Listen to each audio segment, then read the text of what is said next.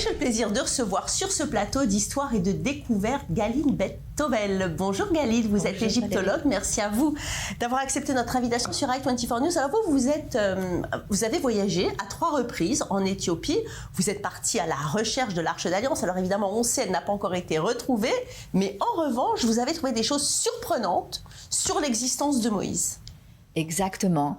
C'est un personnage que je cherche depuis très longtemps, plus de 20 ans. J'essaye de trouver et de rechercher le personnage Moïse dans les écrits égyptiens. Oui.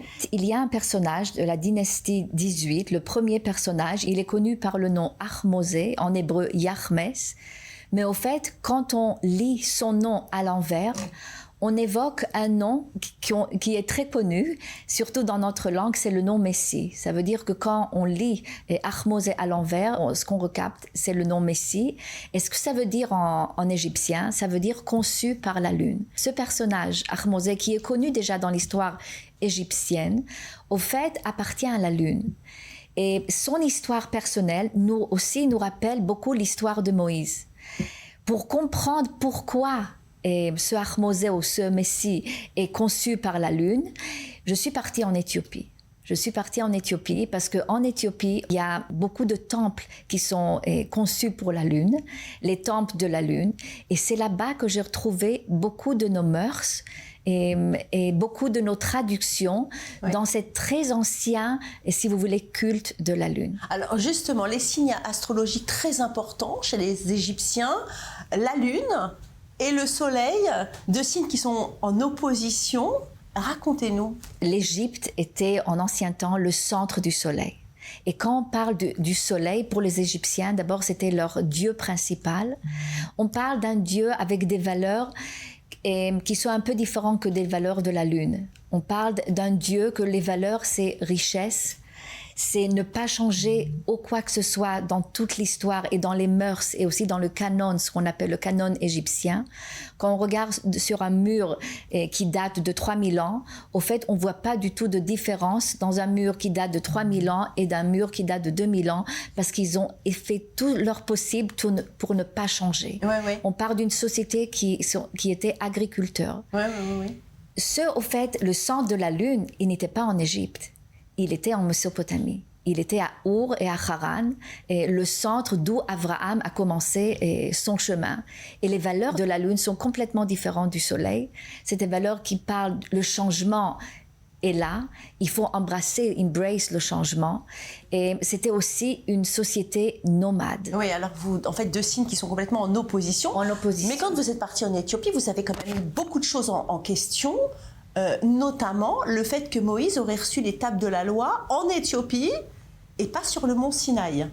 Ce que j'ai trouvé en Éthiopie, c'est pas mal d'endroits, les mêmes temples de la lune, pas mal d'endroits qui ont les signes de ce fameux, moi je pense que c'est Moïse, ce fameux Ahmosé, qui ont les signes de la lune.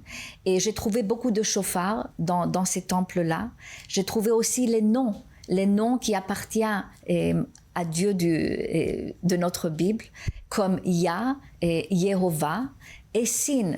Et ce qui est intéressant aussi par Sin, on connaît le mont Sinaï, mais on ne s'est jamais demandé la question ce que Sinaï signifie. Et au fait, Sinaï signifie la lune, le Sin.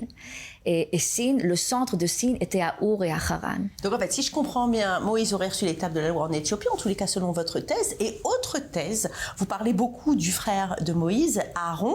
Alors on sait que dans la Bible, il y a beaucoup de fratries qui sont en opposition. Alors on se rappelle de Abel et de Caïn, on se rappelle de Esav et de Jacob, on se rappelle de Joseph et de ses frères. Et vous êtes dans la même lignée, vous dites que Aaron aurait trahi Moïse. J'ai bien compris. Alors dans mon livre, le Code Messie, le Code Messie, voilà, le dernier livre que j'ai sorti, je parle de cette histoire. Je parle de cette histoire comme quoi au mont Sinaï, il y a eu un coup d'État.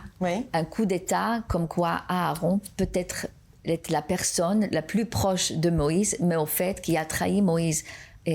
Dans cet état. Et ce qui s'est passé après, c'est qu'au fait, je ne pense pas que Moïse a été puni par Dieu, mais au fait, je pense qu'il a été écarté de son leadership, de sa gouverne, de ce peuple-là. Et ce qui s'est passé, au mont Sinaï, il y a eu un groupe qui appartenait au soleil, qui a infiltré le camp de la lune. Et je pense que nous, l'ancienne tribu d'Israël, au fait, appartenait à la lune, était très lié à la lune. Et le camp du soleil est venu et a pris le pouvoir. Oui, vous parlez d'ailleurs de Josué qui, lui, faisait partie du camp du soleil. Exact. Est-ce que vous vous rendez compte, avec des affirmations comme ça, vous êtes en train de révolutionner la Bible?